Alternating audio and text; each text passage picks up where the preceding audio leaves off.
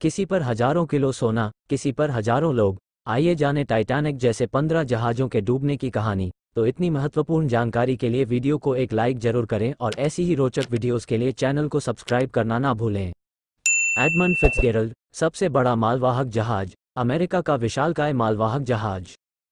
7 जून 1958 को लॉन्च किया गया। उस समय उत्तरी अमेरिका के ग्रेट लेक्स में चलने वाला सबसे बड़ा जहाज था। ये टैकोनाइट लॉ-अयस्क लेकर मिनेसोटा से ओहायो, मिशिगन और डेट्रॉइट जा रहा था। इसने उस समय 2 दशक का सबसे ज्यादा माल ढोने का रिकॉर्ड बनाया था। आखिरी यात्रा 9 नवंबर 1975 को हुई। विस्कॉन्सिन से लोहा लेकर डेट्रॉइट जा रहा था। रास्ते में भयानक तूफान आया। 36 फीट ऊंची लहरों का सामना कर रहा था।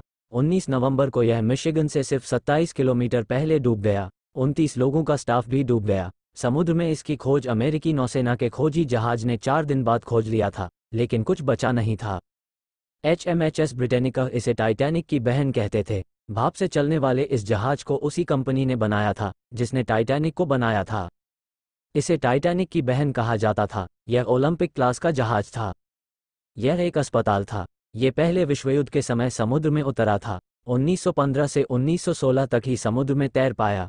टाइटैनिक से सीखने के बाद इसकी डिज़ाइन बेहतर की गई थी ताकि डूबे नहीं, सुरक्षित रहे। यह ब्रिटेन और डार्डेनल्स के बीच सफ़र करता था। 21 नवंबर 1916 को जहाज के नीचे जर्मनी द्वारा बिछाया गया समुद्री बारूदी सुरंग फट गया, जिसकी वजह से यह 1 घंटे में डूब गया। 30 लोग मारे गए। हादसा एजेंट सागर में ग्रीक आइलैंड ऑफ किया के पास हुआ था। 1975 में इस जहाज की लोकेशन मिली थी। HMS कुराकोवा जिसे बचा रहा था, उसी ने डुबो दिया। इसे रॉयल नेवी ने बनाया था। यह एक लाइट क्रूजर जहाज था। इसे 1919 में अटलांटिक फ्लीट में तैनात किया ताकि बाल्टिक में ब्रिटिश सेनाओं की मदद कर सके। समुद्री बारूदी सुरंग फटने से नुकसान हुआ, रिपेयर किया गया। फिर 1922-23 में इसे तुर्की भेजा गया ताकि ब्रिटिश सेना की मदद हो सके। 1940 में इस जहाज को RMS क्वीन मैरी जहाज का एस्कॉर्ट बनाया गया। यह उस जहाज के चारों तरफ कभी दाएं तो कभी बाएं से निकल रहा था ताकि क्वीन मैरी को जर्मन हमले से बचा सके, खुद भी बचा रहे। लेकिन दोनों जहाज़ों में ही टक्कर हो गई। क्वीन मैरी कुराकोवा से 20 गुना बड़ी थी। उसने कुराकोवा को कुचल दिया। 430 लोगों में से सिर्फ 101 लोग बच पाए। स्पेनिश अर्माडा तूफान ने डुबोया 130 जहाज़ों का काफिला। स्पेनिश अर्माडा 130 जहाज़ों का काफिला था। 1588 में ये काफिला इंग्लैंड पर हमला करने जा रहा था, लेकिन एक भयानक तूफान ने इसके सारे जहाज़ों को स्कॉटलैंड और आयरलैंड के किनारे डुबा दिया। करीब 5000 स्पेनिश सैनिक मारे गए। 1985 में स्थानीय गोताखोरों ने इसके 3 जहाज़ों के मलबे को खोजा। इन जहाज़ों में लगी तोपें आज भी समुद्र में दिखाई पड़ती हैं। एम्प्रेस ऑफ आयरलैंड कीमती वस्तुओं से भरा जहाज, कोहरे में टक्कर। कनाडा का जहाज RMS एम्प्रेस ऑफ आयरलैंड 29 मई 1914 को सेंट लॉरेंस नदी के मुहाने पर डूबा था। वजह थी नॉर्वेनियन जहाज SS टॉरस्टेड से टक्कर कोहरे की वजह से हुई थी, जिसकी वजह से 1012 लोग मारे गए थे। ये क्यूबेक सिटी से लिवरपूल जा रहा था।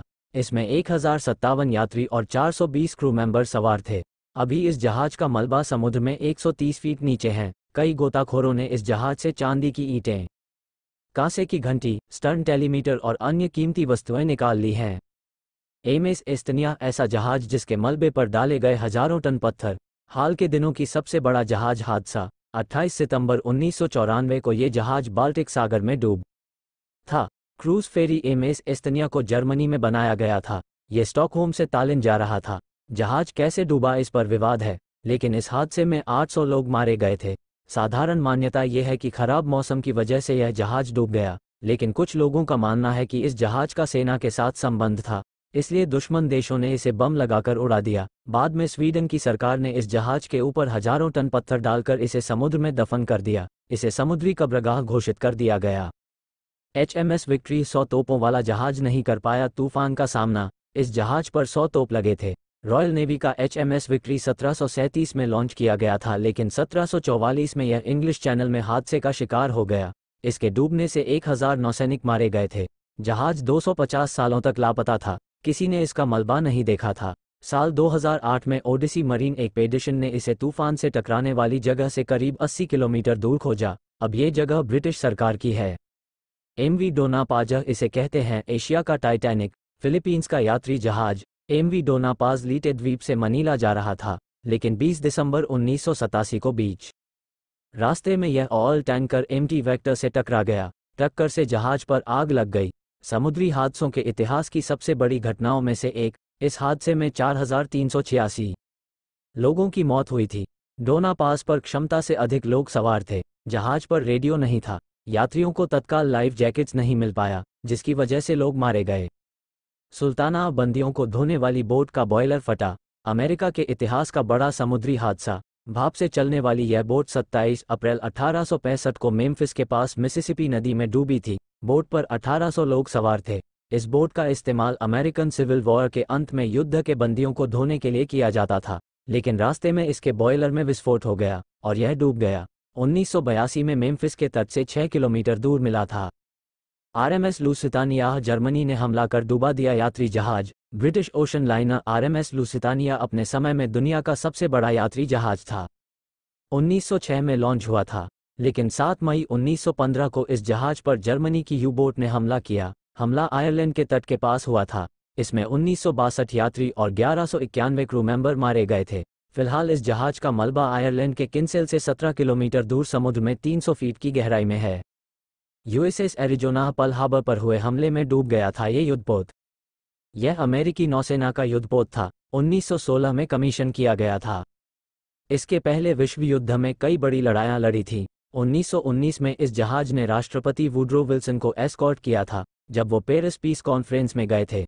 1933 में कैलिफोर्निया में आए भूकंप में राहत कार्यों में शामिल था। 1940 में इसे पैसिफिक फ्लीट में डालकर पर्ल हार्बर पर तैनात किया गया, ताकि जापानी गतिविधियों पर नजर रखा जा सके।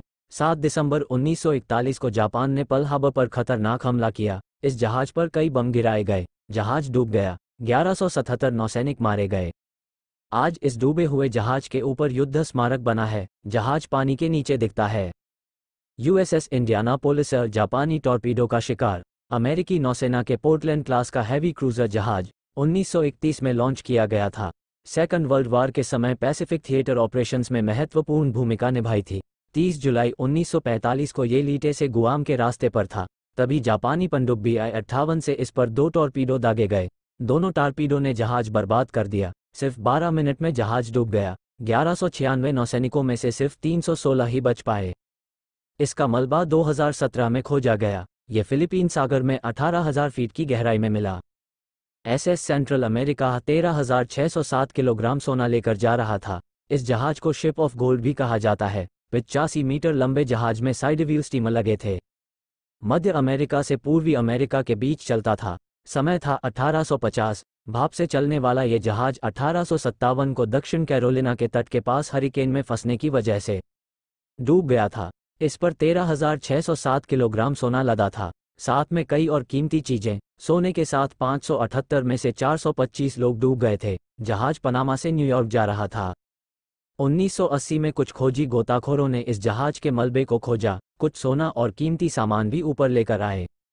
एसएस ईस्टलैंड डिजाइन, निर्माण और अधिक सवारी बनी डूबने की वजह। 1903 में बना ये यात्री जहाज मिशिगन से ऑपरेट होता था। शिकागो से कई जगहों पर जाता था। 24 जुलाई 1915 को यह जहाज मिशिगन शहर छोड़ने वाला था। जहाज पर 2,500 लोग सवार थे।